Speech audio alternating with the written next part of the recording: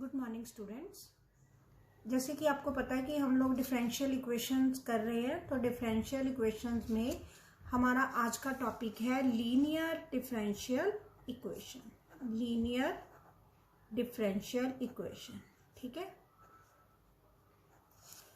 Linear differential equation में क्या होता है, इसको फर्स्ट ऑर्डर भी बोल देते हैं और लीनियर डिफरेंशियल इक्वेशन भी बोलते हैं।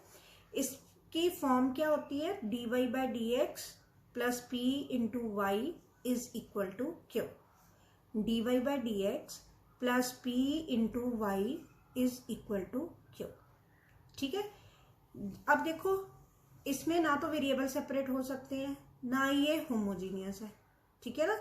तो ऐसी जो इक्वेशन है, दो ऑप्शंस खत्म हो गई हमारी कि वेरिएबल सेपरेट हो नहीं सकते, ठीक है।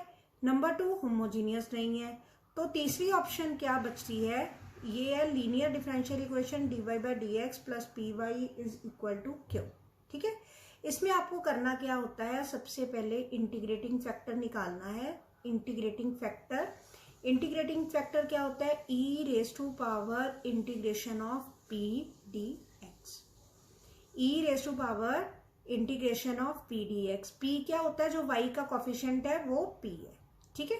अब इसका सोल्यूशन क्या होगा, y इंटू इंटीग्रेटिंग फैक्टर, जो इंटीग्रेटिंग फैक्टर हमने यहां से निकाला, y into integrating factor is equal to integration of q into integrating factor dx plus c। बस इतनी सी चीज है जो सारी एक्सरसाइज में अप्लाई करनी है, ठीक है। नोट्स में आपको सारी एक्सरसाइज के दे रही हूँ, तो जितने मैं समझा सकी समझा देती हूँ, बाकी आपको नोट्स दे दूंगी, ठीक है। फर्स्ट सम है dy by d x plus 2y is equal to sine x, ठीक। तो इसमें आपने क्या करना है, p इसके साथ कंपेयर करिए, dy by d x plus p y is equal to q. तो p की वैल्यू कितनी आ गई 2, q की वैल्यू कितनी आ गई sine x. e raise to power integration of p dx कितना आ गया, e raise to power 2x, ठीक है। तो इसका solution y into integrating factor is equal to Q. Q क्या चीज है, sine x. Q into integrating factor dx plus C चाहे आप एंड में लगा लेना, चाहे यहाँ पे लगा लो, वो आपकी मर्जी है, ठीक है। अब मेन चीज है इसकी इंटीग्रेशन निकालना, e raise to power 2x into sine x dx, ठीक। इसकी इंटीग्रेशन कैसे निकलेगी आपको पता है, ये दोनों ही खत्म होने वाले फंक्शन है, तो किसी को भी आप फर्स्ट फंक्शन ले लो, आप साइन एक्स को भी फर्स्ट ले सकते हो। मैंने e raise to power 2x को फर्स्ट फंक्शन लिया है। First function integration of second product rule minus integral derivative of first integration of second और फिर इसकी इंटीग्रेशन, ठीक है। Derivative of e raise to power 2x का e raise to power 2x into 2 sine x की integration minus of cos x, ये माइनस बाहर पड़ा था तो प्लस कॉस एक्स dx, ठीक है। 2 बाहर आ गया, e raise to power 2x cos x, again product rule, first function e raise to power 2x minus cos x plus 2 first function integration of second minus integral derivative of first into integration of second. e raise to power 2x minus cos x, e raise to power 2x cos x की integration sine x minus 2 e raise to power 2 derivative of e raise to power 2x का e raise to power 2x into 2 and sine x, ये 2 और 2 minus 4 e raise to power 2x sine x, ठीक।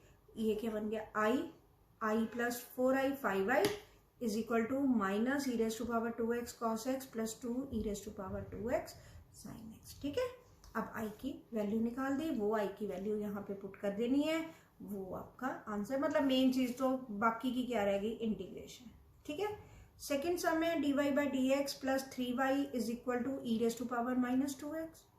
Compare it with dy by d x plus p y, तो p की value कितनी आ गई 3, q की वैल्यू कितनी आ गई e raise to power minus 2x, p की 3 और q की e raise to power minus 2x। तो integrating factor e raise to power integration of p dx, e raise to power 3 dx e raise to power 3x, ठीक है। e raise to power 3x integrating factor, तो इसका solution y into integrating factor is equal to Q. Q कितना है यहाँ पे e raise to power -2x into e raise to power 3x और -2x e raise to power x dx plus c। बहुत easy topic है, जरा सा आप ध्यान दे लो कि क्या चीज p है और क्या q है। ठीक है, जो y के साथ y का कॉफिशिएंट है दैट इज p, और जो दूसरी साइड पे सिंगल टर्म पड़ी है वो q है। इतना ही आपने ध्यान रखना है। ठीक है, अब इसमें p की वैल्यू देखो कितनी आ गई 1/x। p की value 1/x, q x square. जो 1/x है इसकी इंटीग्रेशन log ऑफ x। ठीक है, e raise to power log x, तो e और log कैंसल, x रह गया। y into integrating factor q x square into x dx plus c, x cube x raise to power 4/4 plus c। ठीक है, secant x की integration e raise to power log of secant x plus tangent, e raise to power log of secant x plus tangent x, e और log cancel, secant x plus tangent x, y into e raise to power secant x की integration आपको पता है log of secant x plus tan x, e और log cancel, secant x plus tangent x, y into secant x plus tangent x, integration of tangent x into ये secant x plus tangent x। ठीक है, इन दोनों की multiplication, secant x tangent x plus tan square x, secant x tan x की integration secant x plus secant square x dx -1, secant x secant square x की integration tangent x, secant x plus tangent x minus x plus c। ठीक है, हाँ जी। अब ये fifth सम थोड़ा सा समझने वाला है। अब ये क्या है, dy/dx का कॉफिशिएंट दिया हुआ है that is cos square x। cos square x, अगर dy/dx का कोई कॉफिशिएंट है तो सारी इक्वेशन को उसके साथ डिवाइड कर देना है। dy/dx का कोई कॉफिशिएंट नहीं चाहिए। dy/dx plus 1/cos square x y tangent x over cos square x। 1/cos square x क्या बना, सीकेंट स्क्वायर x।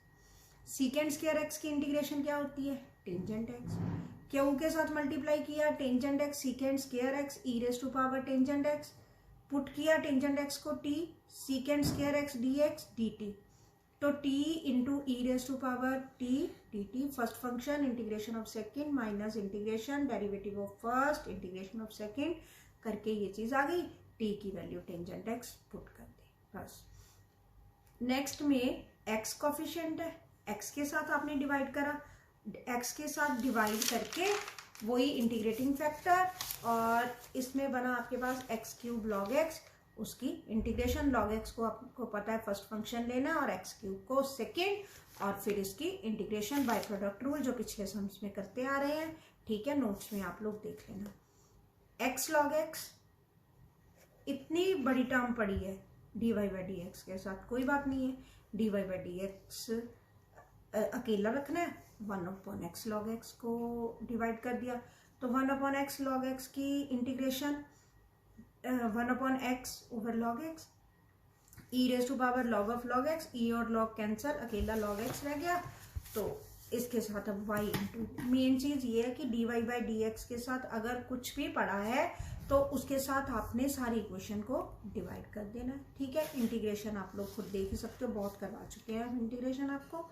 ठीक, और ये भी यही है, इसमें क्या है dy/dx ऐसे दिया हुआ है, पहले dx के साथ सारी इक्वेशन को डिवाइड कर लो dx के साथ, उसके बाद dy/dx का कॉफिशिएंट 1+x² है, 1+x² के साथ डिवाइड कर लो। ठीक है, नीचे फंक्शन ऊपर derivative e raise to power log 1+x², e and log cancel 1+x², cot x आ गया। ठीक है, cot x की इंटीग्रेशन क्या होती है, log ऑफ sin x। ठीक है, 9th सम, ये थोड़ा सा इसकी मतलब बनाने वाली है, ये चीज स्टेटमेंट ही बनाने वाली है। पहले x के साथ डिवाइड किया, अब देखो जो y के कॉफिशिएंट है, y के coefficient 1/x plus cot x, ये है y का कॉफिशिएंट। ठीक है, अब ये p है और q अकेला 1 है। ठीक है जी, तो p की integration 1/x plus cot x dx, e raise to power log x plus log of sin x, e log x multiply log m plus log n। ठीक है, x sin x, y into x sine x, integration of 1 के साथ multiply किया x sin x की, product rule से first function integration of second minus integral, वो तो integration का आपका अपना मेथड है, ठीक है। अब ये सम्स है जहाँ पे आपको कंडीशन दी हुई है। कंडीशन में मैंने आपको क्या बताया हुआ है, एंड में आपने c की वैल्यू निकालनी है, ठीक है। p की वैल्यू आई 2 tan x, वो tan x की integration minus log of cos x, e raise to power log cos raise to power -2 1 over cos square x, sin x over cos x, tangent x, secant x dx, ठीक है। इसकी integration क्या बनी, secant x, ठीक। अब क्या करना है आपने, मेन चीज है इसमें कंडीशन y0 x π/3। जब y0 आपने पुट किया, y0 तो ये वाली चीज सारी जीरो बन गई, secant ऑफ π/3, ठीक है। secant 60 cos 60 1/2, तो secant 60 2, ठीक है। तो c की वैल्यू कितनी आ गई, -2, ठीक है। नेक्स्ट भी हम सम ऐसा कर चुके हैं, वही है कि p की वैल्यू इसकी इंटीग्रेशन 1 + x² आ गई, e raise to power log of, नीचे फंक्शन ऊपर डेरिवेटिव है, ठीक। ये चीज इंटीग्रेशन करके आपने जो कंडीशन है आपके पास क्या है, y0 x1, तो c की वैल्यू -π/4, ठीक है। कंडीशन हो तो आपने वैल्यूज निकालनी है। 15 सम सेम है, खुद कर लेना, मैं ये स्टेटमेंट वाले आपको समझा देती हूँ। Find the equation of a curve passing through the origin given that the slope of the tangent to the curve at any point xy is equal to sum of the coordinates of the point. दोबारा से सुनो, equation निकालनी है आपने curve की, किससे पास कर रही है, ओरिजिन से। इट मीन इसका पासिंग पॉइंट क्या है, ओरिजिन, है ना। और जो टेंजेंट है, टेंजेंट की इक्वेशन, टेंजेंट की slope, that the slope of the tangent, slope of the tangent आपको क्या बताई हुई है मैंने, dy/dx is equal to sum of the coordinates, coordinates का सम x + y, ठीक है। तो y इधर आ गया, dy/dx minus y is equal to x, p की वैल्यू -1 हो गई, q x हो गया। ये चीज आपको करनी आती है, ठीक है। ये हम ऑलरेडी कर चुके हैं। अब जब c की वैल्यू निकालनी है तो पासिस थ्रू ओरिजिन है, तो x 0 और y 0 हो गया, ठीक है। बस इतना ही काम है इसमें। अगला सम है, find the equation of a curve passing through the point 0 2। Passing through, जब c की वैल्यू निकालोगे तो आपका passing point x0 y2, given that the sum of the coordinates x + y at any point on the curve exceeds the magnitude of the slope, slope का जो magnitude है उसे 5 exceed कर रहा है, ठीक है। Sum of the coordinates is equal to 5 exceed the slope of the tangent, ठीक है। ये चीज है। आगे dy/dx minus y is equal to x - 5, p की वैल्यू -1, q की वैल्यू x - 5, और वही चीज है, एंड में आप 0 2 पास करवा के ये आपकी c की वैल्यू आ गई, ठीक है। जो सम्स है वो आप नोट्स में देख लेना, इंटीग्रेशन बहुत बार करवा चुके हैं, वही चीज है। अगर इंटीग्रेशन में कुछ समझ ना लगे तो आप जब मर्जी पूछ लेना। ओके बेटा, गुड डे।